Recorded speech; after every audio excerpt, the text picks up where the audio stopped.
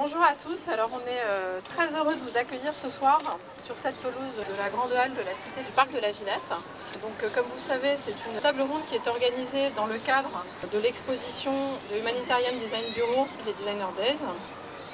Et on a ce soir, comme vous le voyez, 7 intervenants qui sont soit du monde du design, soit du monde de l'humanitaire, soit des deux, et qui sont tous là pour nous parler de la façon dont le design peut s'inscrire dans l'action humanitaire.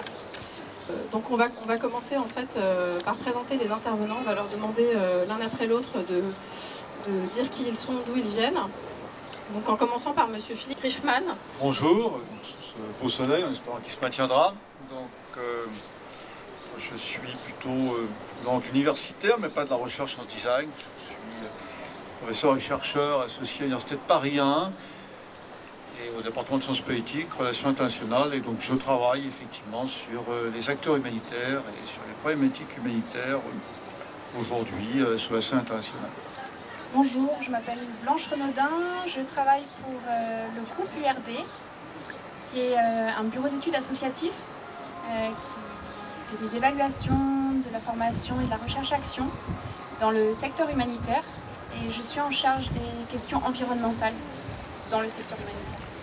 Bonjour, je m'appelle Laura Levastard, je travaille chez Nutricept, qui est une entreprise qui fabrique des solutions nutritionnelles pour le traitement et la prévention de la malnutrition.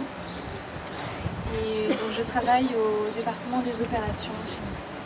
Je m'appelle Guillaume Sauvage, je travaille également pour Nutricept avec Laura à ma gauche.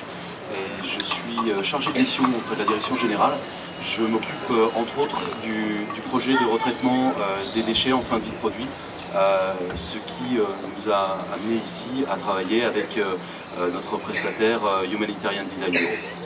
Bonjour, je suis Dominique Weisman, donc je suis bénévole au comité de Paris de l'UNICEF en charge de la communication, et j'ai également une agence de conseil en innovation qui a pour particularité de mettre le design au centre de la démarche, et je suis également enseignante dans une école de design à Créateur.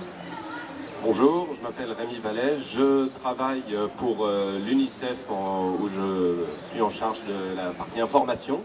J'ai eu dans mon parcours l'occasion de travailler auparavant à Nutricept et également en ONG à Médecins sans frontières.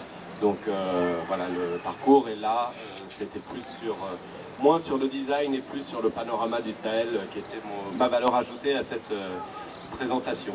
Bonsoir à tous, je m'appelle Antoine Schoumoff, je suis président de Humanitarian Design Bureau, et pour faire simple, c'est la première agence de design humanitaire, a priori dans le monde. Donc voilà, nous lançons ce débat aussi pour qu'on arrive à définir ce que c'est que le design humanitaire. Ce débat donc est animé également par Pierre Dose qui va se présenter. J'incarnerai ici la portion plus design indépendante et du terrain humanitaire et du terrain qui collaborerait à l'humanitaire, celui d'Antoine Schoumoff, puisque nous sommes aujourd'hui dans le cadre d'une manifestation qui se préoccupe de design et que la majorité de nos représentants n'ont peu ou pas de rapport du tout avec ce terrain-là.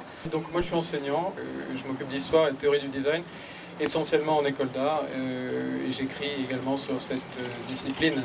Donc je suis un peu aussi l'avocat du diable, puisque par mes intérêts et mon implication sur ce terrain depuis une quinzaine d'années, je représente aussi la culpabilité de ce design irresponsable, absolument pas intéressé par des problématiques qui dépassent surtout celle du magazine de décoration, de l'environnement domestique.